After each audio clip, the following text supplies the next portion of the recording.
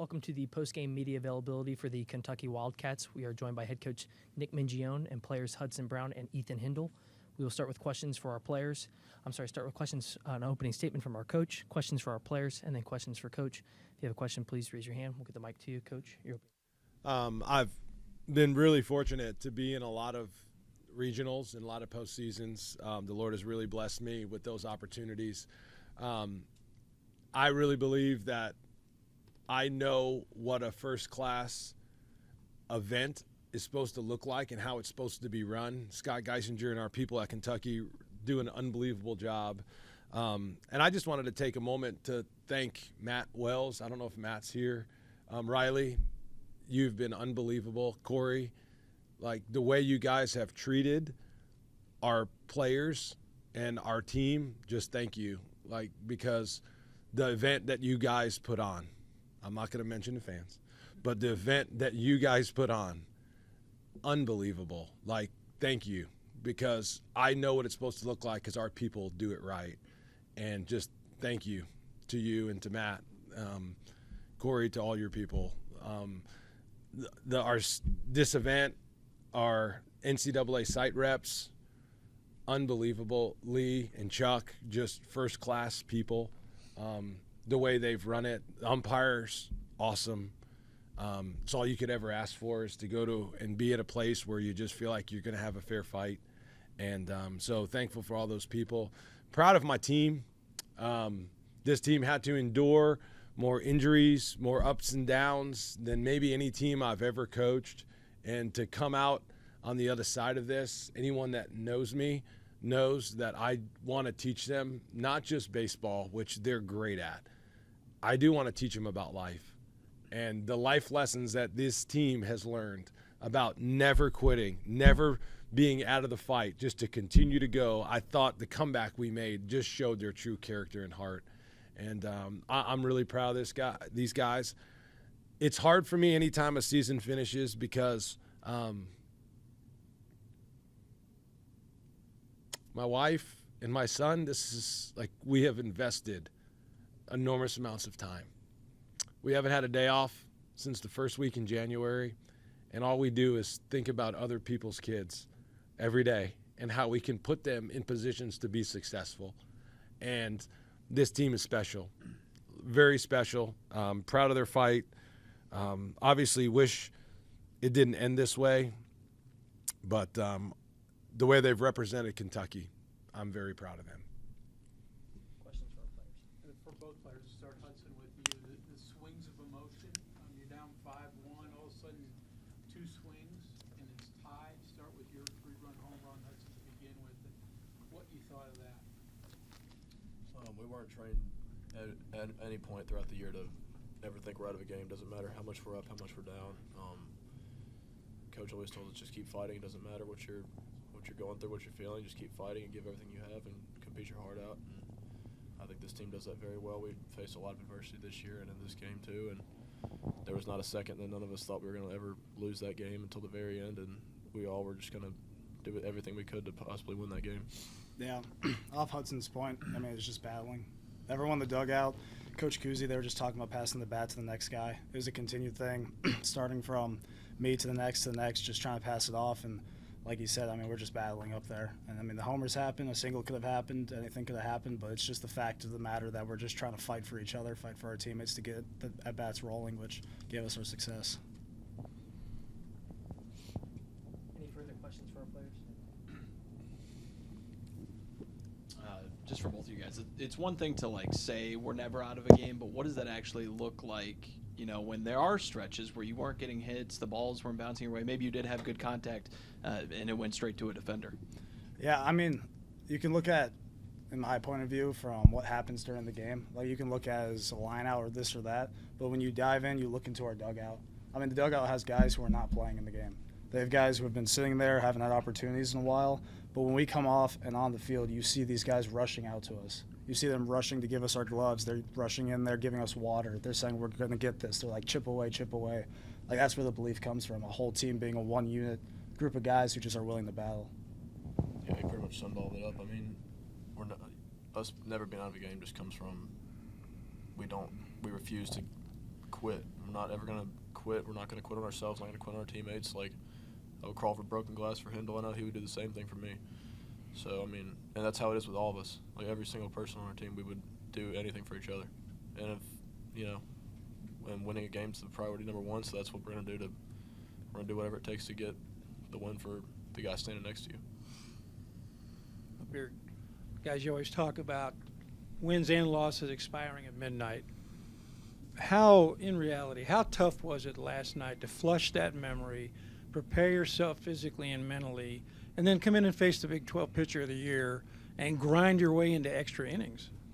I mean, it's tough. Like, you get done with the game, it sucks. But at the same time, Coach Minge, he hammered this into our minds last night, and I mean, it worked for me. I hope it worked for the other guys, and it seemed like it did, where, I mean, it's going to expire when you leave the field. It's going to expire at midnight. Like, don't leave this field with any emotions. And we put ourselves in a great position with doing that to have an extra game tomorrow.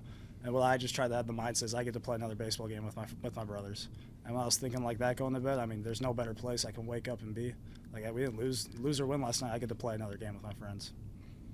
Yeah, that was the biggest thing with me. I was like, obviously I wasn't happy we lost, but, you know, I mean, you can't go back and change it. You can't go back and change our bats, your pitches for our pitchers. You can't go back and change your defense. You can't go back and change anything, so you may as well just flush it right there and start mentally preparing yourself for the next day, and I feel like our whole team did a really good job with that.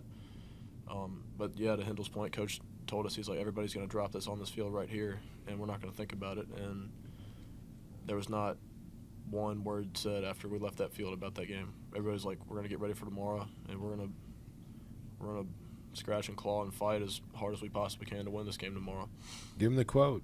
If you don't like something, tell him. Yeah, we have a quote of the day for most of our practices, and actually all of our practices. And was it in the fall or in the spring? First team meeting. The first team meeting, we had our quote be, if you don't like something, change it. And if you can't change it, change the way you think about it. So we're not in here to, you know, if something's wrong with the situation we're in and we don't like the situation we're in and we can't change anything about it, just change the way you think about it. Like, look at it as something to overcome and, you know, challenge to rise to. And, you know, you don't have to see everything as a negative. You can always change it into something you can make a positive out of. Hindle, tell him what loss stands for. We lost last night and we lost today. What does that stand for? Learning opportunity, stay strong. You got it. Just another opportunity. You can learn from it. You got it. This is for both Hudson and Ethan. Coach Mingione, before each one of these pressers, always talks about his mentorship, and it's obviously very important to him. Where has that played into your development, not mainly as players, but as people? I'll go first. I mean, I've been here for 3 years, and I became such a better man, a human being, because of him. And it's something I've always wanted to tell him. Like, he is genuinely one of the biggest heroes in my life for what he's done for me on and off the field. He's the reason on October 23rd of this fall I gave my life to the Lord. And it's not through him pressuring anyone pressuring me. It's because of his mentorship and the things he taught me and the way I've got to go about my life and learn from. And it's because of him that I'm so grateful that I'll be able to one day run a family correctly, go about my days correctly, and I'm so thankful for him, and I love him so much for that. Coach means the world to me. Like, when I came in my freshman year, I was in Hindle's class, and, you know, you can ask him, I was not where I needed to be mentally, physically, and that man took a chance on me, and he saw what I could become even before I even saw it myself, and his whole family has never been anything but amazing to me. They've been like a second family. You know, I was 6 hours away from home, and I'd never been that far away from home before, and even there were some times where I was in a really bad spot, and Coach got me out of it. He never lost faith in me one time, and I'll always be grateful for that till the day I die. Yeah, another point I have often too is I can't imagine another coach, another mentor, or person that you could have who, like, we lost power when we had that whole snow thing going on in Lexington. I don't even know what that was. It was kind of like Wisconsin. Anywho, like he was coming to us, and I had told him something about it, and he was offering up his house, offering up his own house with his own family, who he talks about that he doesn't get a lot of time with. Like, that's crazy. I'm sick, and he's texting me and calling me, making sure if I need something. It's just special. Like, he cares so much. When I had mono earlier this year, Miss Kristen actually made me a giant gift basket with food, like snack stuff and all that kind of thing because she felt bad. She said that she wanted to be my mother since my mother couldn't be up here to take care of me. So I will always be grateful for Miss Kristen, and that meant the world to me and my whole family. You guys have no idea. To know that I have not only a coach but like also a father figure up here that's looking after us, and he's an unbelievable role model that would do anything for any of us. Sorry to follow that up, but just into the game, what was either of your thought process when Mutesa comes back in this game after throwing so many pitches the night before? It's not a common occurrence. Were you guys thinking, oh, we were getting to the previous guy, we're going to get to him because he threw so many pitches? What was that mentality when you saw him come out there? To be honest, not much. I didn't really think anything of it. Like, to me, it was just like, it's a new pitcher, it's a new guy. Like, whoever's my opponent, it's kind of like a faceless person to me. So I didn't think much of it. I was also just like, let's get to him. Let's grind him out early. Like, he obviously thrown some pitches, a lot of pitches before, so faceless opponent, though, so it didn't change much in my mind. Yeah, the faceless opponent thing's the biggest thing with me, too. But, I mean, at the same time, I also had no idea that he had already thrown. But it's not because, like, I don't think that he's a bad player or anything. Like, I'm not trying to be disrespectful at all, but, like, you know, I've just been so focused on our team, and you know, it's like, you know, who we playing today. It doesn't matter. Just tell me to show up what time, and I'll be ready to go and give you everything I got. So. This is now back-to-back years where it's been this sort of situation, losing to West Virginia late in the regional final. Is this one possible to flush, or does it linger and motivate you? How do you kind of balance that just as a human with emotions? It's tough. Obviously, it's annoying, but at the same time, it's going to expire. That's also life. Like, baseball's hard. It's a game of failure. Like, I can be mad at West Virginia. I can be mad at the players, but why would I do that? Shout out to them, respect to them. They beat us. So what? It's kind of like it's going to move on. It's the game of baseball, so just move on from it. Keep going. Yeah, I mean, all the credit to them. They played really well, and yeah, they had some dogs in their lineup too. And that was probably one of the most entertaining series of games that I've ever played in my life. Just like the back and forth of everything, and you know, we refused to quit, they refused to quit, and yeah, just, you know, I think it's going to expire eventually. Like, there's going to be a day where I'm not going to be sick to my stomach from losing this game, but that's not going to be tomorrow. But hopefully it'll be in a couple days here, and yeah, we're just going to, the second we can, we're going to get back after it. I know he will, and I'm going to do it for him too, so that's what we're going to do. Yeah, Lou Gehrig said he's like luckiest man on the face of the earth. When we're at the SEC tournament, I always make a point, not at the SEC tournament, any practice, I just want to say hi to every player. And when the pitchers were throwing, Niall Adcock was there, and I said, "What's up, Niall? How you doing?" And he said, "Good, coach. How are you?" I go, "How am I? Someone's like paying me to coach you. I'm like the luckiest dude on the planet." Like, Niall, think about that. Like, my boss, Mitch Barnhart, is paying me to be around you and guys like you. Do you hear these guys talk? The way they represent and they carry themselves, like this whole tournament, every player that we have sat right here, and I really believe this, it doesn't matter who you have in our program.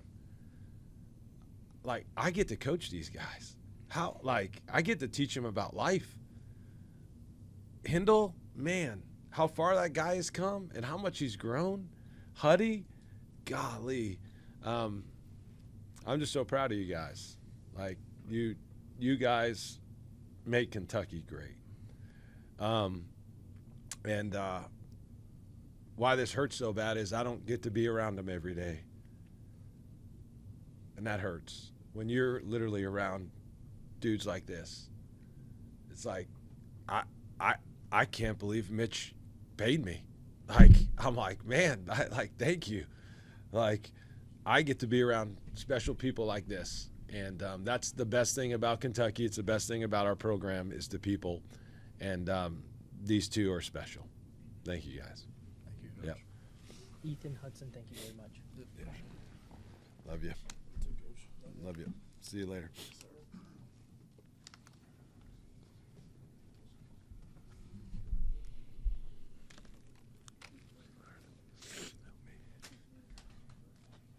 And with that, we'll go with questions for Coach.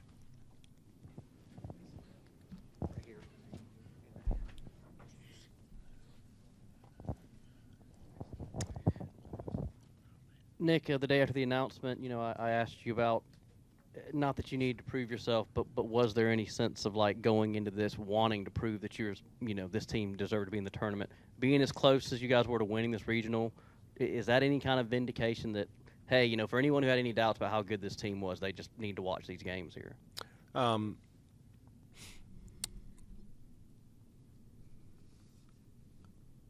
I would think anybody that watched our team play would have to respect what we've been able to do. Not an easy place to play, like anywhere on the road in our league. But I think anybody that follows and knows baseball, I really believe in my heart that they would say they have a lot of respect. Someone brought to my attention that this is 4 years in a row we've been in a regional final, and we're the only SEC team to do that. Out of all 16 teams in the league, there's only one that can say that they've been to 4 straight regional finals. And that's saying a lot because we play in the greatest league in America. And I think with that, yes, there comes respect. Yes, sir. So West Virginia's had a lot of success in recent years, but the program's not been to a College World Series. What makes this team, in your eyes now as the opponent from this regional, believe that not only can this West Virginia team get to the College World Series, get to Omaha, but win a national championship? Why is this team different? Do you believe that? And what would make you believe that if you believe West Virginia can actually get that job done? I would tell you that everything rises and falls on leadership. And I don't know how I could have done a better job the last couple days talking about Saban. So I would say that they have an amazing leader. And then you guys got the path. Who's hosting the Super? That's the path. That's the easiest path, is to host it. That's the roadmap. That's why everyone fights to be a top national 8 seed. That's why you fight to be a 2 and not a 3. You have the path. They have a bona fide number 1. They have pitching. They defend. Yeah, they made some errors. You can kind of create some pressure and some things on them and get them to crack in some ways. But they have speed. They have enough guys. They have an elite superstar on offense. So they're a well-rounded team. And but, man, you're at home. Come on. You're at home. Yeah, Nick, 2 years in a row, West Virginia has beaten you, but every meeting has been an absolute battle. Steve was kind of open to maybe setting up. He said there were some logistical issues that needed to work through, but what do you think about returning the hospitality and having West Virginia over to Kentucky Proud Park? Oh, that's a good question. Brock and I tell you what, coming into this year, over the last 3 years, we have the number 8 RPI in the country. Average RPI, we're number 8. So the way we've done that is we have a formula. And if we feel like they fit into the formula, then we'll bring them. And if we don't, their butts can stay here. Nick, sometime in the near future, you'll go fishing maybe with Reeves and. I will do that, Dick. You know me. I do know that, yes. That's. But I'm wondering, will you clear the mechanism, or will your mind drift back to how this season ended after all the injuries and all the rubber games that got away from you and all the things you had to grind through, and you got it so close? Will you let your mind go there, or does that expire too? No, Dick, that's a really good question. And COVID was a really hard time for our country. And you've heard me say during COVID, when in the literally middle of your season do you get an opportunity to, like, and we all remember where we were. And it's like we paused, and it's like, no, you can't come to the field. And I was at home every day driving my lovely wife crazy. And she's like, don't you have somewhere to be? But during that time, I used that time to evaluate every phase and every part of our program, countless hours. And I'll do the same. I'll do the same this offseason. And it will happen sooner rather than later. I'll get my thoughts together. I can't wait to do my little trip with that little dude right there. He has shared his dad with 40 other amazing student athletes, and at the end of every year, he and I go on a trip together and we go fishing. He's caught 50 different species of fish. I got picture proof. So we spend time together, and but I'll dissect every area where we need to get better, where we need to continue to improve. That will happen really tonight. Like, I'll just be thinking about all of it. And consistency compounds. That's why we've been to 4 straight. And we were literally this close to being the 3 supers in 4 years after having been none prior to us getting here. But that's what makes us better, is that we literally view everything as an opportunity for growth. And I'll figure out where we need to be better. Coach, thank you very much. Thank you. Oh, wait, before I go, I'm sorry. If you cut the camera off, whatever. Lou Holtz, the famous football coach, said there's 2 things that will influence your life the most. There's 2. He said, the books you read and the people you meet. The books you read and the people you meet. And in the summer of 2005, I met the greatest leader I've ever met in my life, in Mitch Barnhart. The summer of 2005, I met the greatest leader I've ever met in my life. And little did I know, meeting him then, did I know that I would look up 21 years later to have an opportunity to be a part of his team and to watch him retire. There is no greater leader, and everything rises and falls on leadership. And Mitch, you're the best leader I've ever been around, and you have given me and my family an opportunity, and you have changed lives, not just earthly, but you hurt Hindle eternally. Because of you and Miss Connie, whew, man, the way you model what it's like, no one does it better than the 2 of you. Nobody. The way you have led our program with character, with integrity. You have taken Kentucky from when you first took over 24 years ago to where Kentucky was to where it is now. And I told Mitch this. I'm sorry that I couldn't take our team further for you and for you, Miss Connie. Because you too, the way you have led and represented Kentucky, you haven't been perfect. Neither have I. But that's why we have a Savior. And I'm just so thankful for this opportunity that you have given that woman and that little boy the opportunity that you have given our family. You have changed my life and our lives and our student athletes' lives forever. Thank you.